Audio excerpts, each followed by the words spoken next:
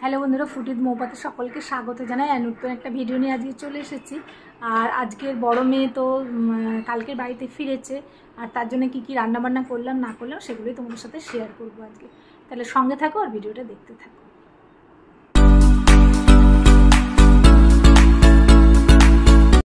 বন্ধুরা, অনেক দিন পর তোমাদের সাথে কোনো ভিডিও শেয়ার করছি। আর বড় মেয়ে এসে গেছে, কালকের শনিবার ছিল, শনিবার দিন এসে গেছে মেয়ে।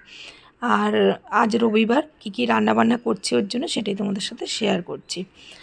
আর লোটে মাছের একদম ঝুড়ো ঝুড়ো রান্না করেছি, আর এদিকে করছি মাটন। আর মাটনটা একটু বেশি করেই করবো। আর মেয়ে হোলির জন্যই প্রধানত বাড়িতে এসেছে, হোলিটা এখানে কাটাবে বলে। আর এক সপ্তাহ ছুটি নিয়ে এসেছে, তারপরে আবার চলে যাবে। আর করেছি ইলিশ মাছ ভাজা, তেল রাখা হয়েছে, এটা ওই বেলা খাওয়া হবে। আলু ভাতে দিয়ে ইলিশ মাছের তেল দিয়ে মাখানো হবে, মাখিয়ে ইলিশ মাছ ভাজা আর গরম ভাত খাওয়া হবে। আর এদিকে 2 পিস কাতলা কাটাও আমি ভেজে রেখেছি আমার জন্য ঝোল করব বলে।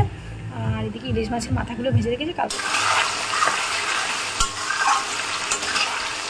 1.5 কেজি মাটন আছে।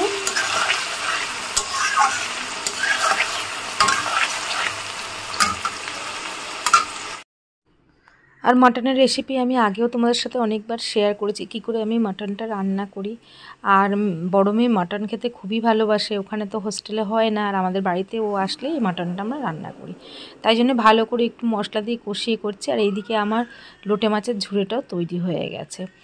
আর করব একটু আমের চাটনি করব, আর যুক্তি ফুল ভাজা করব। আর যেহেতু আজকের রবিবার, সেই জন্যে আমি আর আমার হাজব্যান্ড দুজনে মিলেই বাজারে গেছিলাম। গিয়ে ও কী মাছ খেতে ভালোবাসে বা চিকেন মাটন সব কিছুই কিনে নিয়ে এসেছি। আর এদিকে দেখো আমের চাটনিও প্রায় রেডি হয়ে গেছে। আর এদিকে যুক্তিফুল আলু দিয়ে একটু ভাজা করছি। আর তো আমার অপারেশন হয়েছিল, তারপরে 2 মাসের বেশি হয়ে গেল, আমি একদম সুস্থ হয়ে গেছি। আর কোনো অসুবিধা নেই, তবে খাওয়া দাওয়ার তো রেস্ট্রিকশান আছে, যেহেতু আমার লিভারের প্রবলেম রয়েছে। ওই জন্যে যতটা পারি হালকা খাওয়া দাওয়া করার চেষ্টা করি বা ডায়েট মেনটেন করে চলি।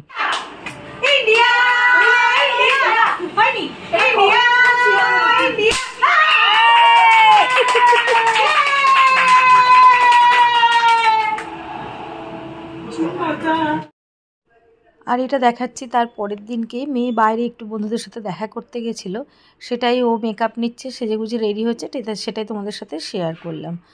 আর রবিবার দিন তো আমরা খাওয়া দাওয়া করেছিলাম, সব কিছুই সেগুলো তোমাদের সাথে শেয়ার করলাম।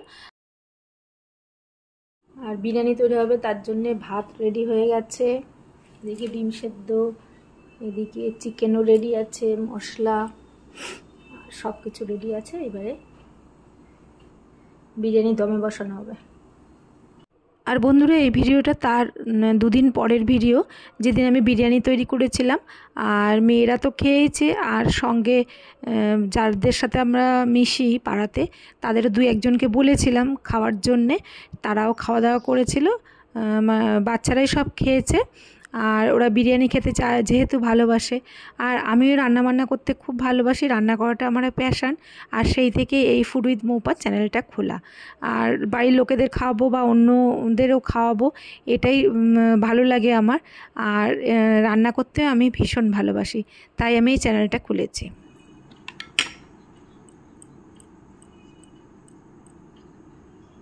কালার দিচ্ছি,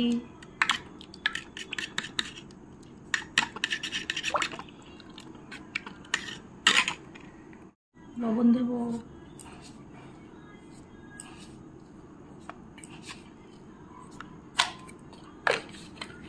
মিঠা আতর দেবো,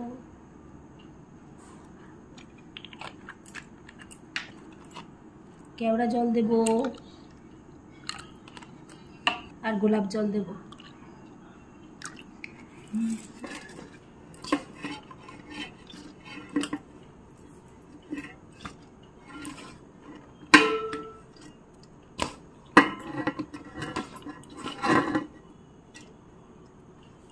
ভাতে হয়ে যাবে, বেশি হয়ে যাবে এইটুকুনি তো।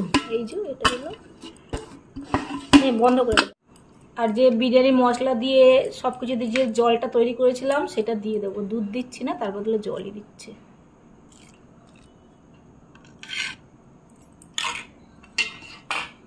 ডিমগুলো দিয়ে দেবো।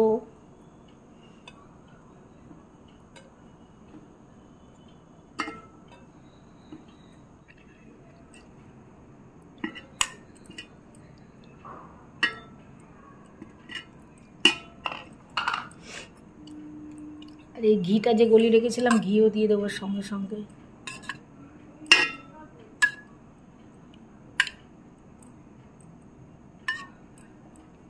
বন্ধ কর।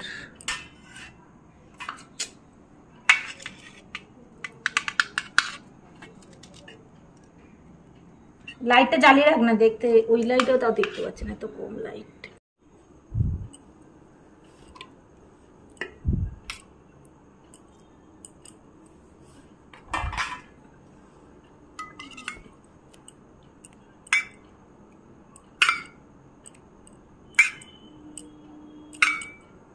চাপা পড়ে যাচ্ছে।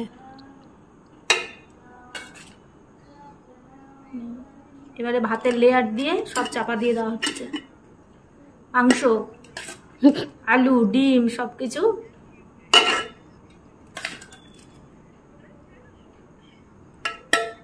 কিন্তু বুঝতে পারছি না হাঁড়িটা ছোট হয়ে গেল কিনা। আবারও মশলা দিয়ে দেবো, কালার দিয়ে দেবো, সব রকমই এতে মেশানো আছে, দিয়ে দেবো। নাড়বো কি করে বলতো, লাস্ট পর্যায়ে আর একটুখানি ঘি দিয়ে দিচ্ছি। বিরিয়ানির হাঁড়ি একদম পুরো রেডি হয়ে গেছে, এবারে দমে বসানো হবে। তাহলে বন্ধুরা, ভিডিওটা আজকের এখানেই শেষ করছি। যদি ভালো লেগে থাকে তাহলে অবশ্যই লাইক, শেয়ার, সাবস্ক্রাইব করে দিও। টাটা, দেখা হচ্ছে।